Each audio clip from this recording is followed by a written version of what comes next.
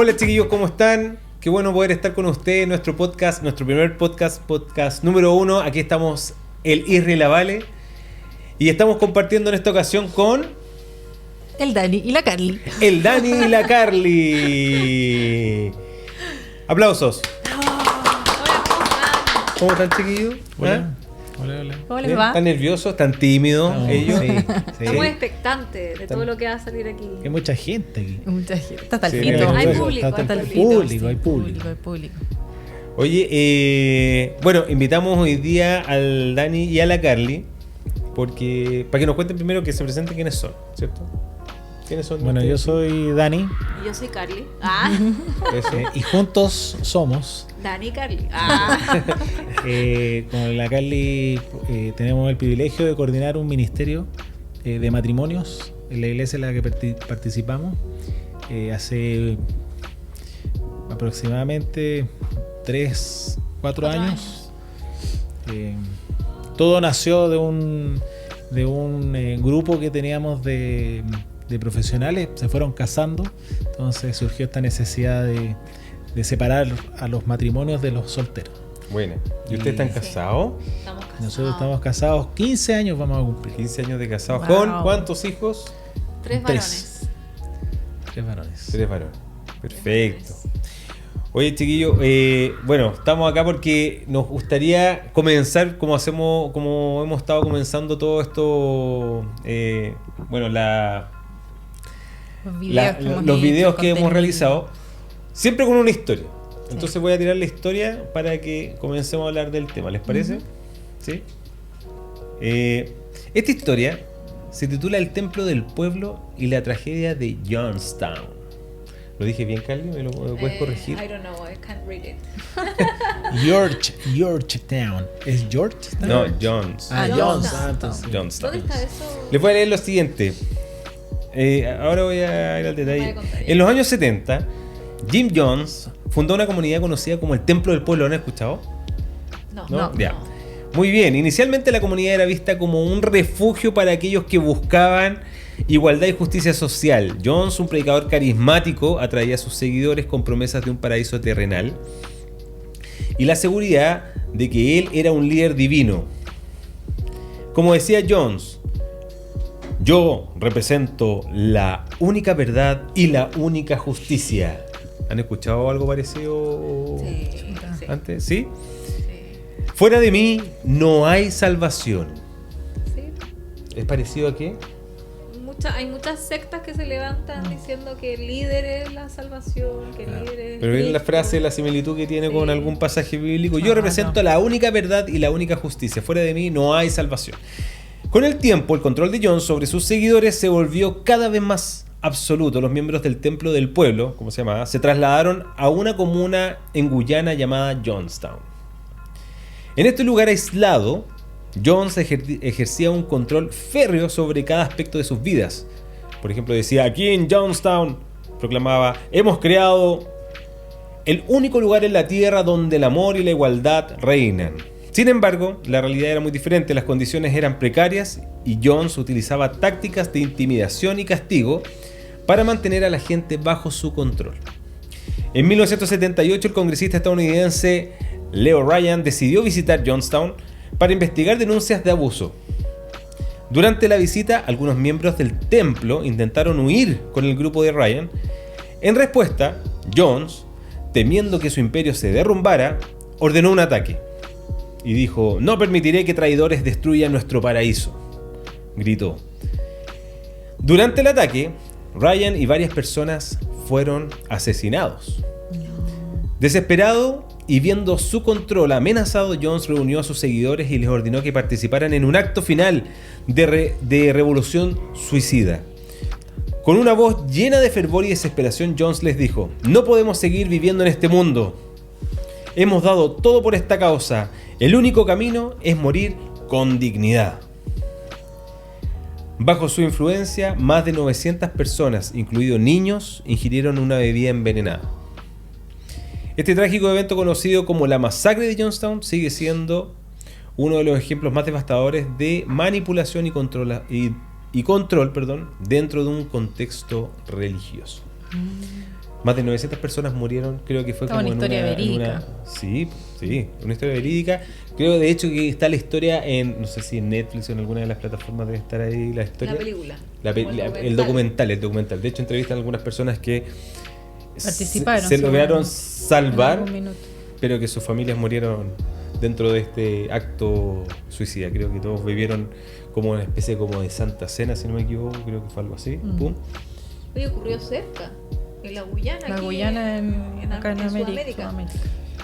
Y yo sé, Daniel, que tú has hecho un estudio últimamente de manipulación o De abuso espiritual. de abuso espiritual, perdón. De abuso espiritual. Entonces yo te quería preguntar con respecto a lo que tú has visto y de lo que tú has aprendido y que has estudiado. Te quería preguntar, ¿cómo definirías la manipulación religiosa y qué características la diferencian de otras formas de manipulación? Antes de hablar del abuso espiritual, creo que es súper importante entender que el ser humano, en su estado pecaminoso, tiene una tendencia a abusar del prójimo. Por eso que la enseñanza del Señor de amar al prójimo como a ti mismo es tan potente, porque va orientada a una naturaleza gobernada por el pecado que tiende a no amar al prójimo, sino que tiende a abusar del prójimo. Entonces, creo que en toda organización donde existe una posición que de alguna manera ejerce una verticalidad sobre otra posición, existe este riesgo que se abuse de distintas maneras. El abuso, yo creo que el que tiene más bulla hoy es el abuso sexual, pero hay otros tipos de abuso que también son muy interesantes y son muy dañinos. El abuso de poder. ¿Qué otro el abuso? laboral, ahora está de moda con la ley. Con la ley Karim Claro. también ha sido... pero hay un abuso de poder ahí. Se especifican varias situaciones que son abuso de poder. El maltrato es un abuso. Cuando viene de alguien superior, es un abuso de poder. Y el abuso espiritual, entonces, tiene un componente que vuelve a este abuso interesante. ¿Por qué? Porque está este componente espiritual o religioso, donde se utiliza al Señor o el nombre de Dios para ciertos fines. Pueden ser distintos los motivos por los cuales uno o por los cuales el cierto liderazgo ejerce este tipo de abuso. Y yo pienso que es muy bueno poder visualizar ciertas cosas en la iglesia para primero ponerle atajo a esto y también para que las personas que participan en cualquier iglesia puedan también tener cuidado o poner un paralelo con respecto a este abuso. Claro. No ¿Sí? ciertos límites. Y yo creo que el ejemplo más claro del abuso espiritual es cuando el líder dice, así como lo leías tú en la historia, viene de alguien que tiene esta comunicación directa con Dios y recibe esta casi revelación divina. Entonces yo me vuelvo un vocero autorizado de la voluntad de Dios sobre la vida del resto. Entonces a mí Dios me dice que tienes que hacer esto, o Dios me dice que no puedes hacer Claro, esto. porque contra eso como que no hay argumento. Claro. Y claro, y ahí tú, la persona que está bajo el liderazgo o bajo este tipo de liderazgo no tiene los argumentos para contrarrestar esto. Está también, muchos de ellos son vulnerables, ¿sí? O están pasando por un proceso que los lleva a estar vulnerables, emocional, familiar, lo que sea. Pero también existe otro elemento que es muy potente y tiene que ver con cómo el ser humano en general tiende a divinizar, si es que es la palabra adecuada, o a idolatrar a ciertas personas. Y esto es súper potente, sobre todo en una iglesia. Es súper delicado. Es delicado porque para los dos lados. Pero es súper potente este fenómeno porque tú ves, o sea, hay una tendencia a la idolatría, ¿sí? Eso es basal. Entonces aparece Cristiano Ronaldo, todos quieren ser, o todos quieren tener las calugas de Cristiano Ronaldo. Messi, por ejemplo. O pegarle, o hacerse el tatuaje de Messi. ¿Sí? ¿Por qué? Porque uno quiere admirar a alguien, seguir a alguien, ser como alguien. ¿Sí? Y, O sea, hay una necesidad en el hombre por seguir, por buscar un ídolo. Por buscar un Claro. ídolo. ¿Sí? Le pasó al pueblo de Israel constantemente y le sigue pasando a la humanidad hasta el día de hoy.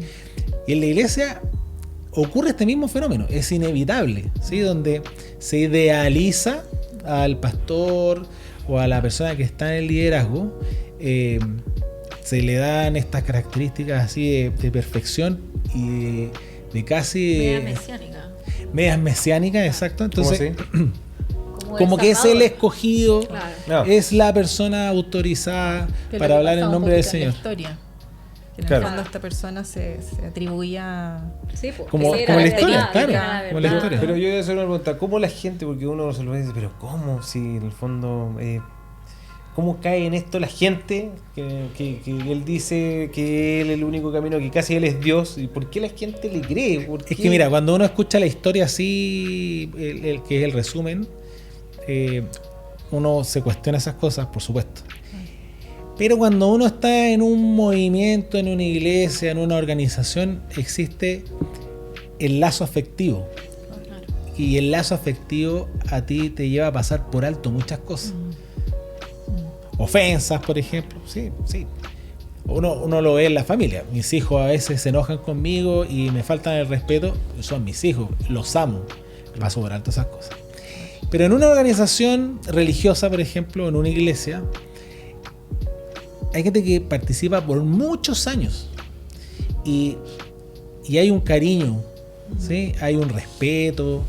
Y existe también este tema de exaltar o llevar a un podio de santidad superior al que está en el liderazgo. Entonces, Claro. claro, mi relación, si yo estoy aquí abajo, mi relación con esta persona Es vertical. no siempre es de abuso. Claro. Claro, Sí, hay hay una cariño, relación de hay una cariño, de confianza, le he abierto mi corazón, me ha acompañado en procesos súper complicados de mi vida. Entonces, claro, y llega un momento en que tal vez yo le digo, ¿sabes qué? Me salió un trabajo en Punta Arenas. Y esta persona que yo la admiro y que tomo muy en cuenta las cosas que me dice, mira, Dios me dice que no es su voluntad que tú te vayas para allá. Se ha dado, ¿sí? Es común ver esto.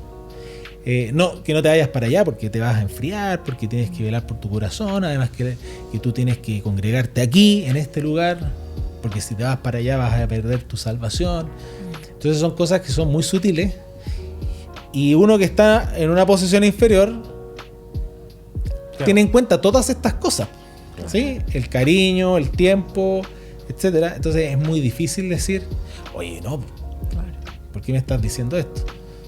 Claro, ¿Sí? también lo ve en términos espirituales, también pareciera como que la gente dice, está más arriba que yo, está más conectado con Dios, entonces quizás tiene Claro. La información que él tiene Información es privilegiada. una Información privilegiada, Claro. claro. Eso pasa y es muy común que pase. Y por eso que yo creo que es muy importante visibilizar estas cosas, conversarlas.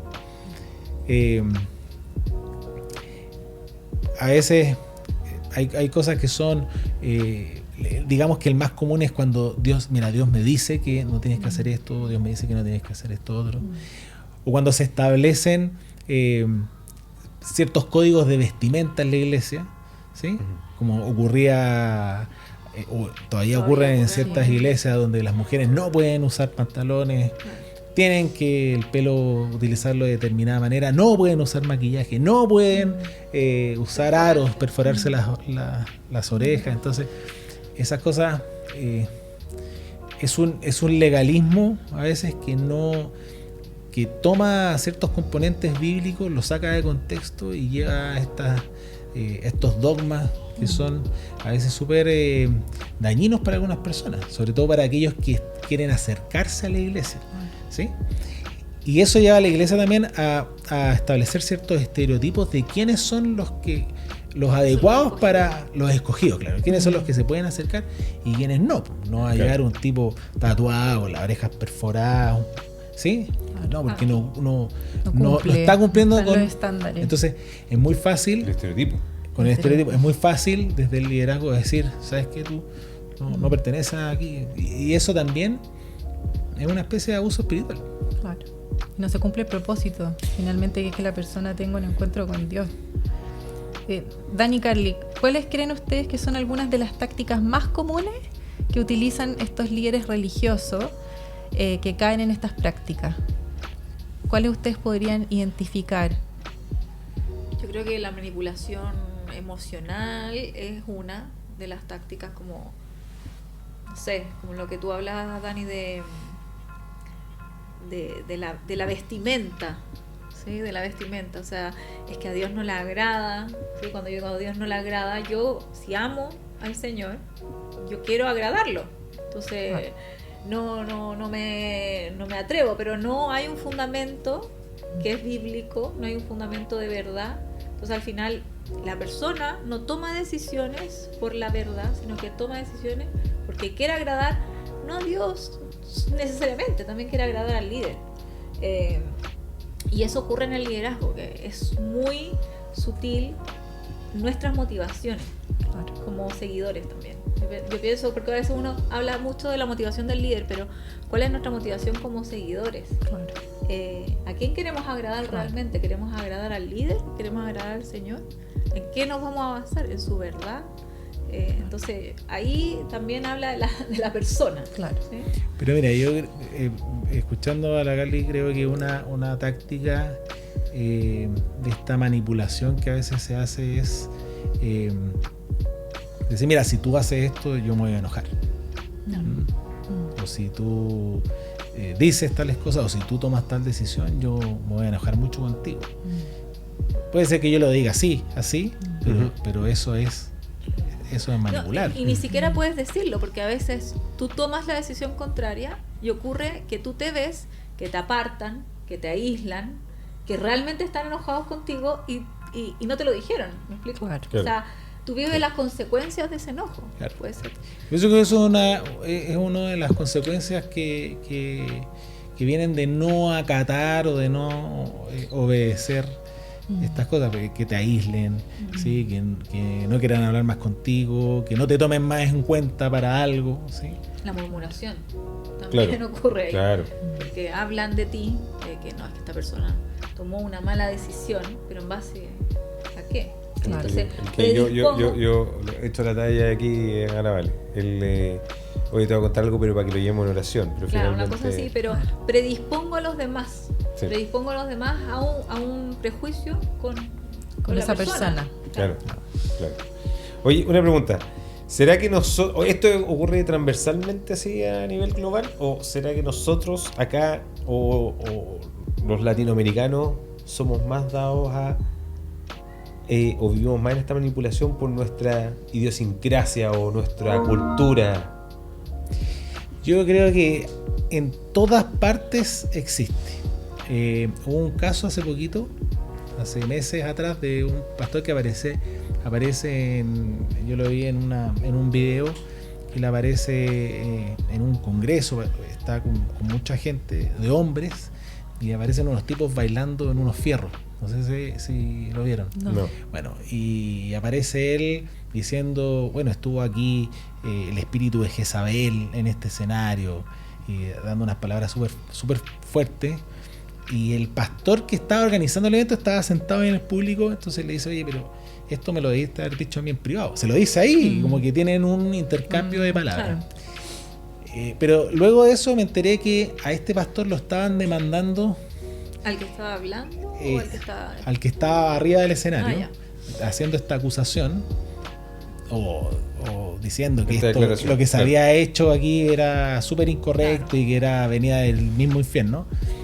me enteré que había cientos de pastores que pertenecían a la iglesia de él que lo estaban demandando, por abuso de poder. Y la demanda apuntaba al trato que él tenía con otros pastores. Que él era muy severo para decir algunas cosas. Y esto estamos hablando de una iglesia, mega iglesia en Estados Unidos. Claro. Se da en todas las organizaciones, Claro. seculares y religiosas, y se da en la iglesia. La mundial. Por el factor humano. Porque el corazón del hombre al final es el mismo. Engañoso. y Somos perverso. todos hijos de Adán. Claro. Claro. Todos hijos de Adán y todos infectados con el mismo virus pecaminoso. Exactamente. Entonces, no es algo que se dé solamente en nuestra cultura, sino que se da a nivel mundial. Pero sí es interesante entender que hay ciertas iglesias que levantan un patrón de liderazgo que tiende al abuso. ¿Sí? Y hay otras iglesias que se cuidan un poquitito más de no caer en esto. Hay un pasaje que a mí me gustaría leer aquí, si me lo permiten. Por supuesto. Por supuesto. Es 1 de Pedro 1, capítulo 5, que son los consejos para los líderes y los jóvenes. Y dice, como anciano, Pedro escribe, como anciano, igual que ustedes, les ruego, cuiden del rebaño que Dios les ha encomendado. Háganlo con gusto, no de mala gana, ni por el beneficio personal que puedan obtener de ello. No de mala gana, ni por el beneficio personal que puedan obtener de ello, sino porque están deseosos de servir a Dios.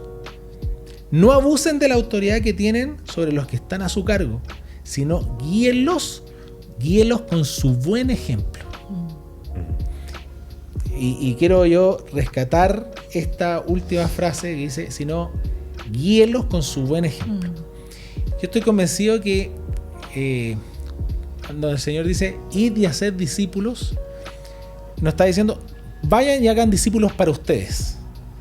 ¿Sí? Que estos son mis discípulos. Mi discípulo. Se escucha ese lenguaje, se escucha ese ¿sí? lenguaje. Sino que yo estoy llamado a ser discípulos, y esto aparece en el curso básico que nosotros hacemos en la iglesia, en la primera cita. ¿Tú de quién eres discípulo? De Cristo. Señor, Claro. claro. Entonces yo estoy llamado a ir a ser discípulos, no para mí, a ser discípulos para el Cristo. Señor. Entonces Pedro escribe, dice, ustedes no pueden enseñorearse de la gente, no por el beneficio que van a obtener de ellos. Por eso que es muy delicado y es importante que todos los que ejercen algún tipo de liderazgo examinen su corazón. ¿Qué es lo que a mí me mueve? ¿Servir a Dios, como escribe Pedro? ¿Servir a Dios? ¿O porque yo busco una posición, yo busco agradar a la gente, yo busco que el resto me respete? ¿Sí? Claro.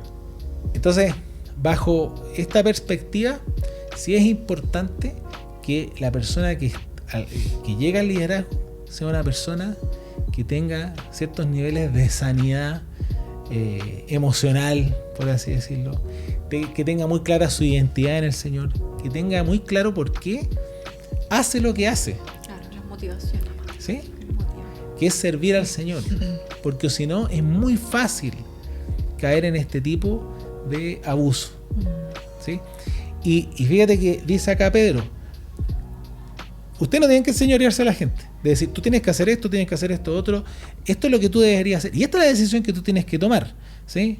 No se te ocurra vender la casa, ¿sí? O no, de repente hay ese liderazgo que les tienen que decir si es que tienen que vender la casa, si es que tienen que vender el auto, si es que tienen que cambiarse de trabajo, si es que ¿qué le tienen que decir a la señora? O sea, en todos los, si es que se tienen que tomar algún medicamento o no, en todos los ámbitos de la vida necesitan dirección, ¿sí? Ajá. Porque hay personas que tal vez lo necesitan.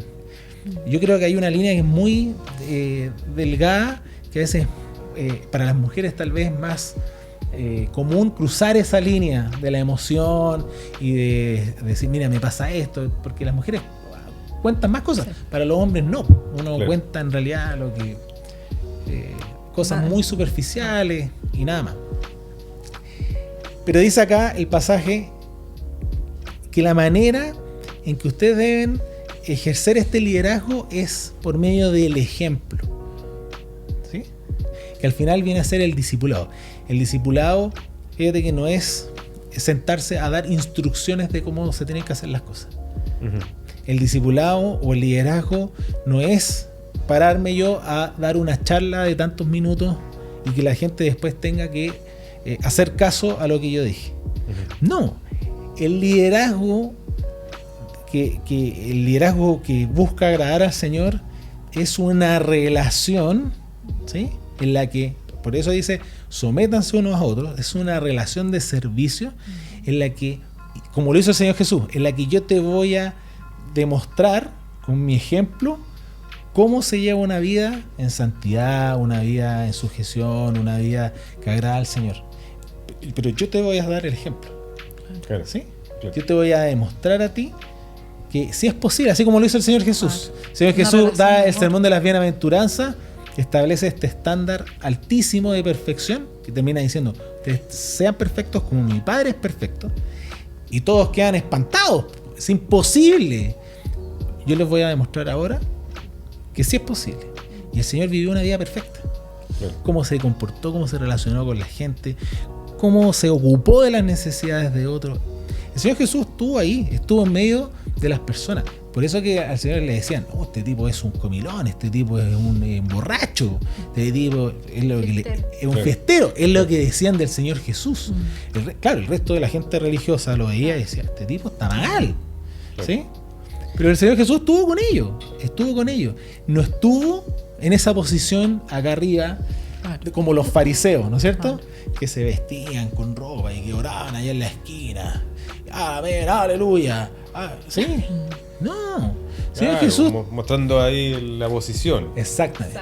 Señor Jesús vino y desarmó todo eso. Y una de las cosas que al Señor más lo descompuso y lo enojaba era precisamente eso. Los fariseos. Hay un pasaje que me acordé ahora, no sé, o quizás un parafraseo mío, no lo sé, pero que Jesús le dice a sus discípulos, ya no los llamaré más discípulos, sino que sean mis amigos. ¿Sí? Pienso que en la relación discipular debe buscarse esa máxima de amistad. O sea, tú te conviertes en mi amigo y él, o sea, para él yo también soy su amigo. O sea, porque esa es una relación horizontal, de par. No me estoy poniendo en una posición, como Dani explicaba de los fariseos, sino que me estoy poniendo en una posición, yo tengo las mismas luchas, yo tengo los mismos pecados, o sea, vivo en el mismo mundo, tengo que pagar cuentas, tengo que, sí, voy al baño, etcétera, etcétera. No soy una persona especial, soy igual que tú. Lo único es que Dios me puso en autoridad sobre ti, pero para orar por ti, para acompañarte, no para enseriorarme de ti, ¿sí?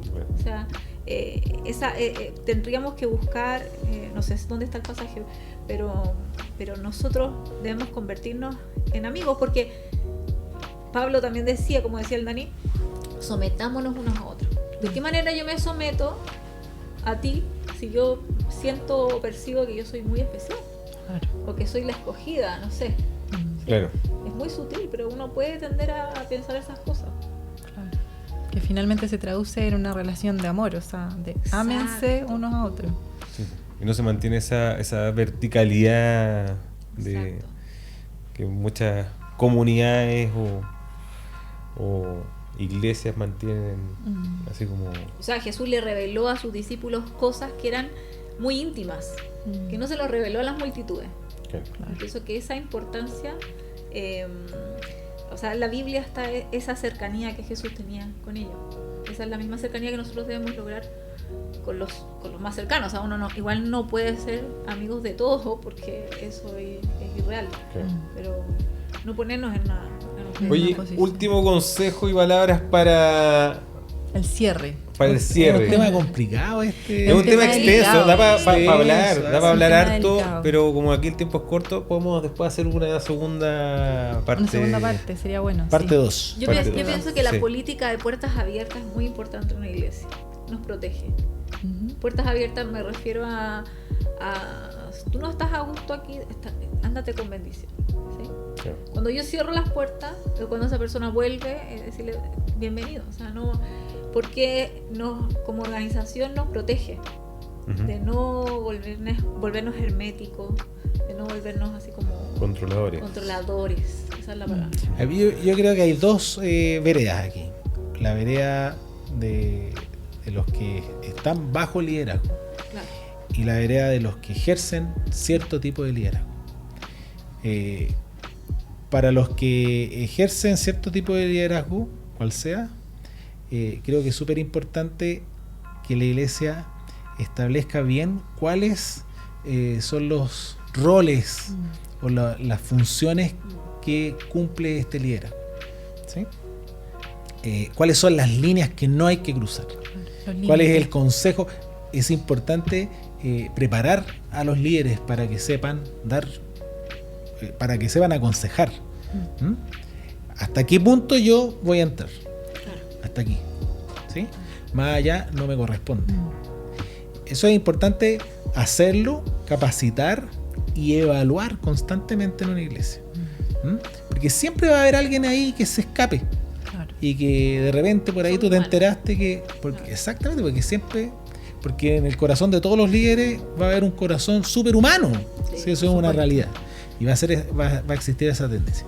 Y por la otra vereda, que están los seguidores, el consejo es hablar las cosas, visibilizarlas. Y aquí ocurre algo muy delicado. A veces una persona habla y se le trata de callar. Ujú. Ujú. ¿Mm? Y de alguna manera hacerle ver que lo que está haciendo o está generando un problema. Y la verdad es que no está generando ningún problema. El problema no es la persona que está hablando Claro. estas cosas, sino que en la iglesia existe un problema. Claro. Ahora, que se hable o no es otra cosa. Claro. ¿Sí?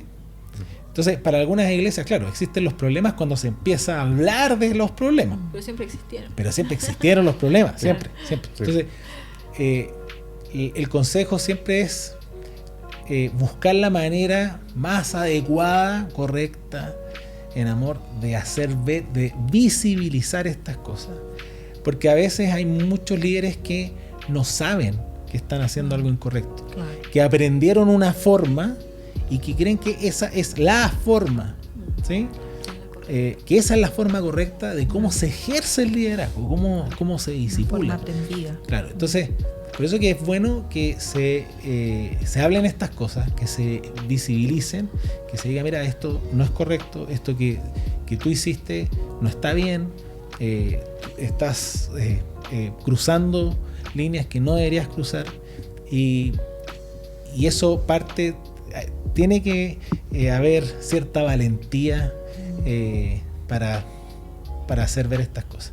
Así que yo pienso que claro, la responsabilidad finalmente es de los que están, El liderazgo. como dice Pedro aquí, yo les ruego que ustedes hagan las cosas así, ¿sí?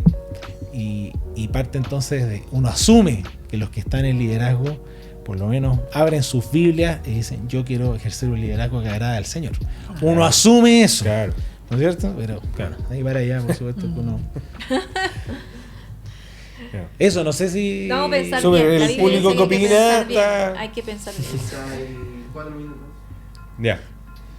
Súper interesante. Y por supuesto queda para una segunda parte. Sí, Sí, vamos a invitamos a los chicos para una segunda. Sí, Sí, sí, señor Súper editor. importante. Toda la multitud, muy bien. Señor director. Entonces los vamos a invitar, chiquillos, Sí. quedan clasificados para.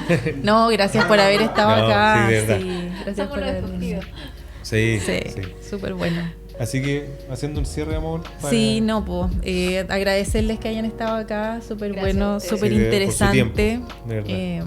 Creo que todos podemos hacer ahí, mirarnos a nosotros mismos primero, ¿cierto? Esto no se trata de ni de jugar a nadie, ni de ver No. al resto, sino que uno mismo, Son- su corazón puede evaluar. Son cómo cosas que pasan, está que están llevando. pasando y que en el Exactamente. fondo nos pueden dar luz también Exacto. sobre ese Cómo tema. bien actuar. Así es. Sí, Así exactamente. que Yo eso. debo bien actuar. Así que, bueno, estamos abiertos a que nos escriban, ¿cierto? Sí. Nosotros hemos publicado ahí también Eso. para que nos escriban, para que nos ¿Qué quieren contacten, escuchar? ¿Qué temáticas les gustaría que habláramos? Todo eso es súper importante que para nos puedan conversemos. escribir. Exactamente, sí. Así que eso, nos vemos en el podcast número 2. Próximamente ahí vamos a estar contándoles de qué vamos a conversar. Eso. Que estén muy bien. Ya eso. Chao. Chao. Chao, chao.